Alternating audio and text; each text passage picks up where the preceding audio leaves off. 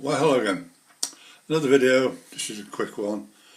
I'm still in lockdown in a way, but I've just bought another loco, making it now 60. This is the one I've had, which is the Bachmann Class 24. My mate Steve from the Hobby Goblin, although he's been shut down, he's actually reopened the last couple of weeks. He's only 3 days a week at the moment, and you can get a 10-minute slot in the shop. So it's just precautions more than else. But what you can do, you can place your orders. You can go in, pick your locos and everything else you want up, and then out again. So basically within 10 minutes you've got to do that. But at least he's got a plenty of stock in, because while we've been in lockdown, he's still having the products coming into his premises. So this is the latest one. It's got a 21-pin decoder in it. It's got head code there lights up, and it's got the tail lights that light up either end. I'll show you that in a second. But that's the latest one. Of course, before that, I had my Westerner, which is there, and then I had my City of Edinburgh. I had my Russian over there. While I was in the shop, I actually also picked up this coach here, quite cheap, an LMS coach. Add to the three that I've got there now. But with this particular train, I had it yesterday. It did cause me a headache. What it is I set up the decoder on my tester, which takes a few minutes. That's all it takes me to do that. But to get the body off that, I was working on it for nearly an hour. I tried everything. And what it actually is if you go to, this is the instructions here, and what you've got is just under the cab, there are screws you've got to take out either end, and then it gives you these screws here. Now when you tip the thing upside down, just by the bogies there are two screws on either side. So I took them out. No way would the body come off until you really read the instructions closely, and the actual pins are between the bogies down there. Once you do that, the body just lifts off. But after I've got wedges down the side, which we don't normally do, taking bodies off, wouldn't work. And that's what it was, is those pins there are sitting down the middle of the bogies down there, which are very easy to get out, but very awkward to get back, unless you've got like a magnetic screwdriver that can lower them back down into the holes. Otherwise you've got no chance of getting in there to put them in. But that has done it now, and it does work, and I'll show you this particular tray. So what we do is we put the head code on.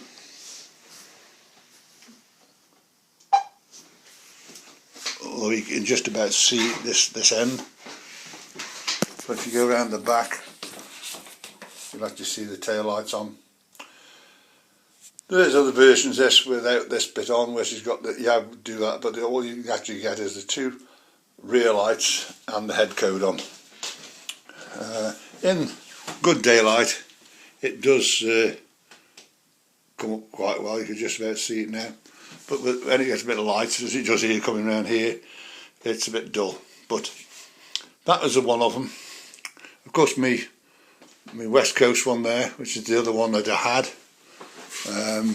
Just come around here and put that one on. Just be on the same on this. Let me get this to work up here. Where's the West Coast? There it is. Put that one on. That one's on there. As I said with that one, don't put a cheap decoder in it. The lights will come up dim. You've got to put a really good decoder in it to make the lights come up correct on that. So I did all that.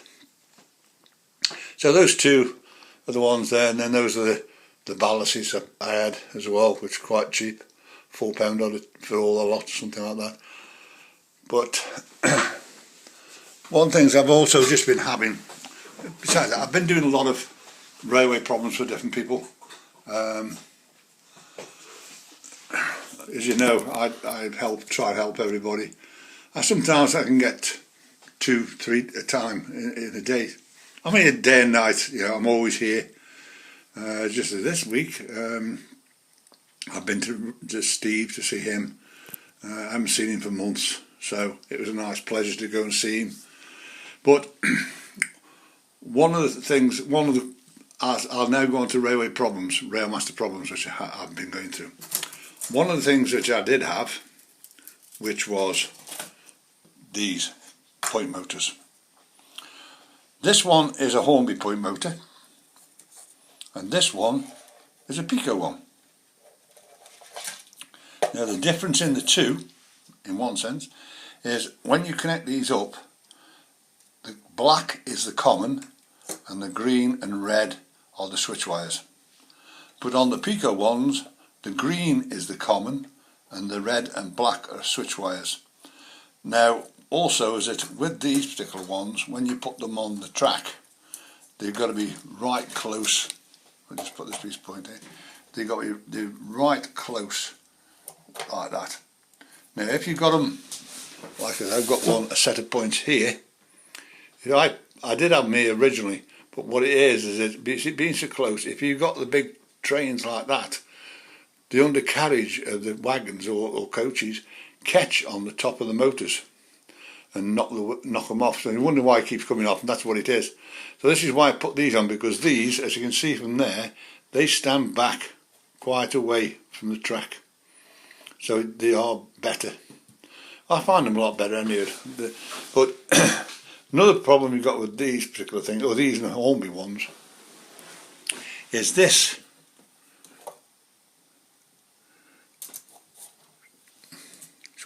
This one is a Hornby one. If you can see the little pins there, little tiny pins, now they will fit that one, and they'll also fit that one. But when it comes to Pico ones, as you can see, it's a bigger stud. They will not fit them. They won't go over the little arm underneath there, but they'll fit them. So the Pico ones will fit the Hornby ones and the Pico ones quite easily, no problems whatsoever. So that is just one little case I had earlier on. Another one was actually decoders, point decoders. There's different ways of doing them. There's all different ones. Everybody's got different ones. They've got DC contacts, they've got cold bolts, they've got anything, everything. So I get problems with a lot of these things. And one of these particular things is with the Hornby one, which is that one, you've got to put it on, connected to a program track to program it.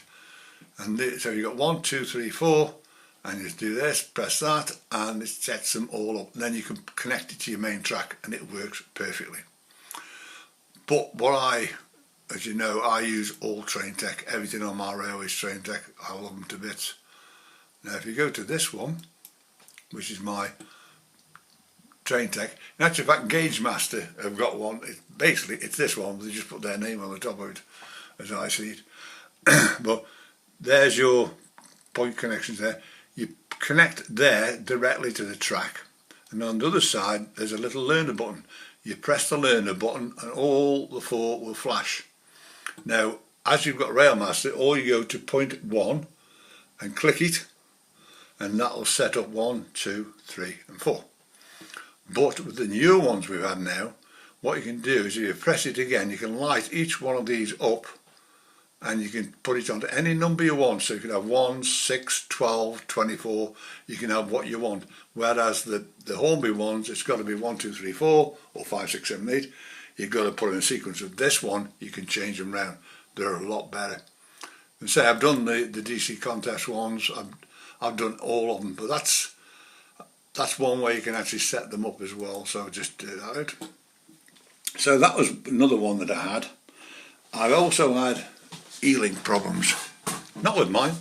Mine's worked for 8 years. But one of the things that you've also got to remember is when you've got in Railmaster, you have 2 different baud rates. One, which is this one, which is 19200, that is for an elite, and it's 15200, which is the one for the 115,200, which is the one for the E-Link. So first of all, you set that at that. That's the major thing. But if I just come out of there now, well, I don't want that bit. Go out of the way. Some stuff that's creepy up. If you go to your device manager, which is here, like that, it comes up. Here it comes. Right, what you've got there is this one here. This one here is your ports. So you double click on that, and that one there, that is this, where it goes to your E-Link or your Elite. Now, if you get that, you know it's connected to your controller. But if you don't see that, it means there's no connection of some description. So one way you can do it, you can actually unplug it from this port and put it in another port. This will actually drop out and then come back in again. And what you've got to do is make sure what you've got there is what you're going to have in Railmaster. So first of all, you click on there, double click on there, and you'll get that. So what you do is go to port settings, and you've got to make sure that this one here is either that one or that one. That's an E-Link. The one that I've got now is an Elite. Because those two baud rates, that and the PC, have got to talk to each other. Sometimes what you get is when you first do this, it'll come up as 9600. You don't want that. That is the one you want for the other one. So make sure you've got them first, and they should be able to talk to each other. Once you've done that bit, it's quite easy after that. But that is one of the big problems I've had with a lot of people recently. Another one is, if I go back into here, it is this. If I go into here, go to here, which is my INI file. Everything that runs in Railmaster comes through this. And the two that you want to look at, if you have problems, is alternate comms, and the other one, which is check controller, which is up there on mine. You sometimes use it together. It is 0 if it is a Elite, and it should be 1 if it's a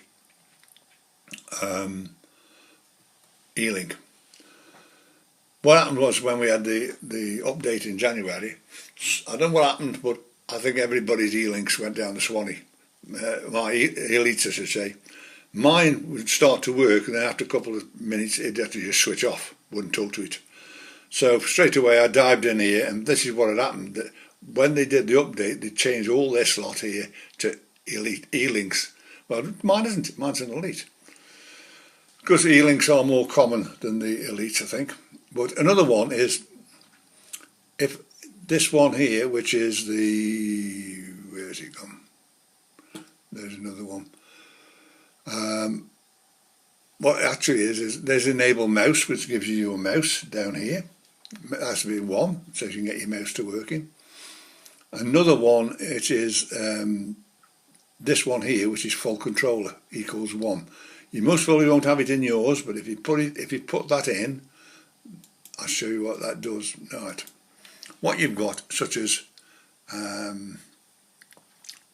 my class 158. If you know, when you click this, normally you'll get 8 functions. The full controller gives you 16, like this. And if you push up, you get the rest of them. Whereas the other ones, you get the first 8, and then you have to press that little red button down here to get the others down. But that full controller does all that one. Another one is changing. Usually, if you're in this, I'm in sunset mode, I love this one. You'll get a little tortoise, you get a hare, and you get a hand signal there, stop. In the system, if you change it to 1, the control buttons, it changes them to them, so you get that as well. Now the other one, it's just a nice little trick if you want to do it. I don't do that because I use voice, but if I was on City of Edinburgh, which is here, if I want to go to my west coast, which is there, I normally would have to turn this off, like this, go to the west coast and bring it up like that. But there is an easy trick. If you go to the centre here, it's also knowing what number your trains are. So if I go to here, now my City of Edinburgh is 0057. So if this bit comes up, this orange bit comes up, you go 0057, and it changes it to the Edinburgh without having to swap around the system. So it's good from that point of view that you can do that. That's another little trick you can do with the system. Another one where you can actually take out the maximum speed limits. Most of the shunters, all my shunters have been taken out. I put them in by picture first and then do it that way around. But that is some of the problems I've had. I've had quite other things. I've had one of the things. I'll do this one while I'm just thinking of it. One thing is the track plan. When you bring your track plan up, you'll see numbers down the side and numbers across the top. Keep your track at least 2 spaces away from there, because anything goes in here, it doesn't recognise it. So if you put a set of points here, this button here must probably work because it's in this blank section, as you might call it. So always keep your track in this section down here or across there. Also, as if you've got a piece of track in here and you want to put a siding in it sometime, you can put a siding in there with no problem at all. But if it's here, you can't do it. So it's just a pre-warning. Do not put your track anywhere near these sets of numbers. It doesn't work properly. So what we'll do now is just come out of there, come back to my system. As you know, some of my lighting on here, like my sidings there, if I click my sidings points to the other side, it turns them out, which is basically is taking the track right round the back to my turntable. But if I wanted to come into here, all I do is click my points here to that, and they come on. But also all these lights, all of them, are all controlled basically from some of them from here. So if I just do this now, all my buildings and everything else go off. I now press the button again on here and they all come on again. It's I love this side. I love all the program. I've got about 50-60 programs in my system running my trains. But a lot of this stuff you can only do with Pro. But also, one thing you can actually do is if you go into your locos, I won't do it because it takes so long, and you get your locos, there's a little button there, you press it and you can print off all your locos, and it'll tell you what the ID number is, what the train is, it'll tell you the cruise speed, it'll tell you the shunt speed, and also is in here, because all my trains are coded from this, if you go in here it'll tell you whether it's a shunter, an express, or what it might be. So that demo there is when I do that, when I only have the trains and I'm operating for the particular video. And that's another little one. Them are quite easy to put in, but anybody wants help with this, they can always call me. I'm on 01782 302194. My email address is there. I'm always here. So what I'll do now is I will set off my west coast and I'll go to down here. I'll put in this one.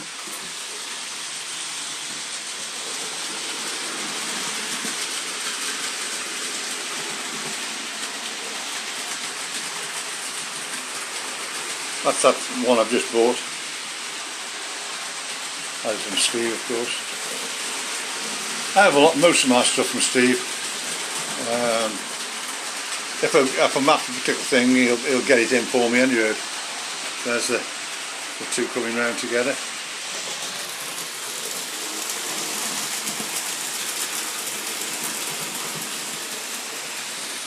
So there again, if anybody wants me, I'm on 01782 302194. My email is there. I'm always here. If you have any problems whatsoever or queries on Railmaster, please give me a call. The simplest things, I can cure them in minutes usually. And please subscribe, and I will see you again soon. Bye.